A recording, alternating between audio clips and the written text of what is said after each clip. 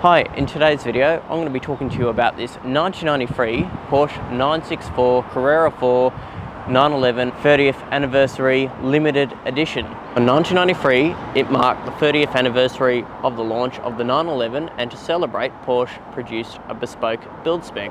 So why is this car special? It is the very first anniversary 911 model that was produced, and the rarest. Only 911 examples were ever produced. And the 30th anniversary was exclusive thanks to its specification. It shared the same body styling as the turbo variant, unique interior features, a four-wheel drive system, and in this video we're going to learn about it by going through the exterior changes, interior features, engine specifications to find out why this example was so special to Porsche. Before we get started, let me talk to you about a brief history of the 964. It replaced the G Series 911, and the 964 name was the company's internal name for the Porsche 911. It was sold between 1989 and 1994. Compared to the previous generation, the 964 was 85% new. It featured styling revisions over the previous 911 models, like integrated bumpers, and it was offered with four-wheel drive for the first time in a 911, and safety benefits like power steering, ABS brakes, and airbags. And this was at a time without the aid of ESP or traction control systems. And then in 1994, the 964 was replaced by the 911 993 series. And once again, we're at Chidiac Motor Group. They have allowed me to film their 30th anniversary. They have listed for sale at their bespoke showroom in Sydney.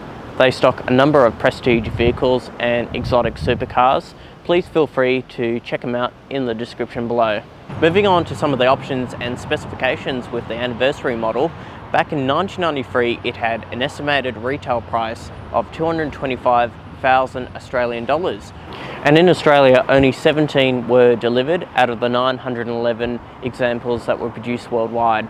And the 30th anniversary was also limited to 3 colours you could choose for the exterior. We'll move on to the interior specifications when we walk around the car, but let's start with the exterior tour. Okay, walking around the car, we have Bosch light lenses and fog lamps integrated into the front bumper bar, along with the orange indicators.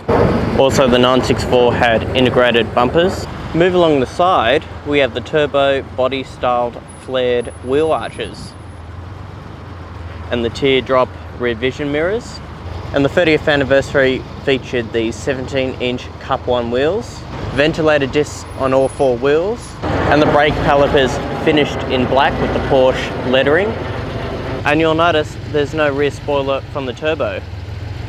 That's the only thing that isn't carried over, because of course the Carrera C4 is naturally aspirated. You don't need extra cooling. So it retained its fallback profile, just has a simple T-tray spoiler that is adjustable electronically.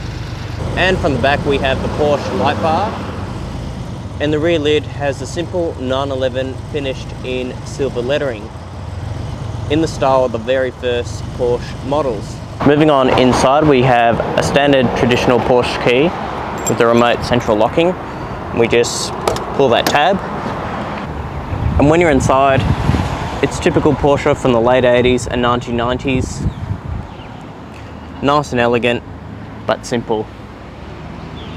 So inside the 30th anniversary, you had a similar specification to the turbo variant of the 964 era. So that means you got a leather dashboard, a leather wrapped steering wheel, gear knob, and extended leather on the doors. You had electric windows, as well as electric mirrors and part electric seats. As this is Australian delivered, we only got the driver's airbag, but in other markets such as America, you would have gotten the airbag for the passenger side as well. So it was specified like a turbo variant. Now, there were 2 colours that were available in the 30th anniversary. There was just a standard black interior. However, you could go for what this car is spec'd with, the Rubicon Grey, which is like a light grey mixed with a light purple, which is very 90s. I really like the look of this colour. And you also have that Rubicon Grey effect in the circular dials just here. And it's pretty much everywhere on the leather seats, on the doors, and on the dashboard. The only thing that is black are the Porsche floor mats. Now, a little Easter egg with the 30th anniversary, if we look towards the rear, we can see some lettering that is back to front. That's so when you're looking to your rear view mirror, you'll know you have the limited edition 30th anniversary, which is kind of cool to see when you overtake someone. So what about the driving position? Well, I'm sitting on extremely comfortable leather wrapped chairs. However, the driving position, because the wheel arch digs in to the interior cabin space, the pedals are offset to the left, almost in the center of the car. So you are a little bit twisted behind the wheel, and the steering wheel is a little bit to the left as well. However, this is probably a classic Porsche driving position you can appreciate because of the age of the car, and it gives you the feeling that you are in a classic Porsche. This car is also practical. On each side of the door, we've got map pockets. We've got this hidden storage area here. If we twist this open, it reveals a large size glove box. So this was the beginning where Porsches gained a reputation for being very livable and usable for everyday use, whilst having the capability to outperform most sports cars from the era. Moving on to the rest of the car, we have the Becker Grand Prix cassette player. I don't know if that was the original one that came with Australian delivered cars. However, if I'm incorrect, let me know in the comments down below. Combined with it, on the right side, we have your air conditioning controls with fans, fairly simple to use, some fog lights, front and rear demisters, and a cigarette lighter, as well as your ashtray. Moving down to the center, we have your hazards, your lock, and the dial to adjust the rear spoiler, and a dial to adjust the four-wheel drive system.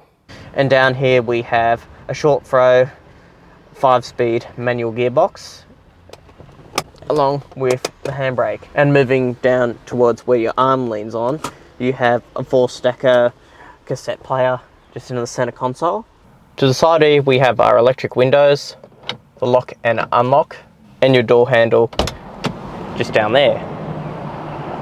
Now, if I just pull this seat back, it reveals some storage for, suitcases, extra luggage space. But if we just pull these up, we have rear seats to accommodate small children.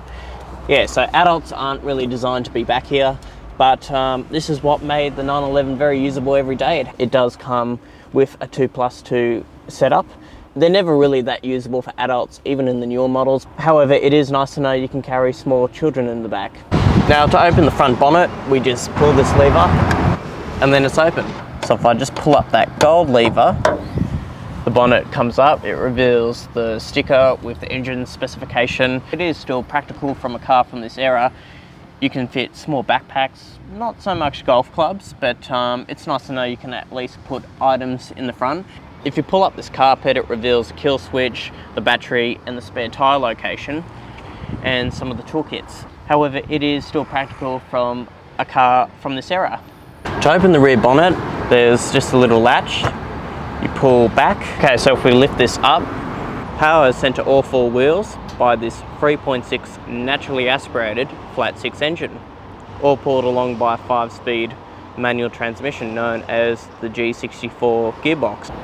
The engine is air-cooled. You can see those large air blades there. The power is 186 kilowatts, the torque is 228, 0 to 100 in 5.7 seconds, and it weighs very similar to a Carrera 4, just a little bit heavier thanks to its body kit. And also, so the Cut 1 wheels can fit properly, it does have a wider trailing arm at the rear. However, you just don't get the turbos like what you do, of course, on a turbo model, so there is no intercooler, so that's why it just has this standard spoiler. The 30th anniversary is still not the rarest or most desirable. I think the 911 30th anniversary is a special model to the Porsche family and exclusive to the 964 series. The 964 had a few variants like the ultra-fast turbo model, the racing spec 3.8 litre RS, or even the limited edition Turbo S. But you'll be looking at a value upwards of $1 million. Saying that, it is a special, desirable Porsche 911 for a Porsche collector or any car enthusiast, and will remain one of the greatest celebrated vehicles for the 911 in history.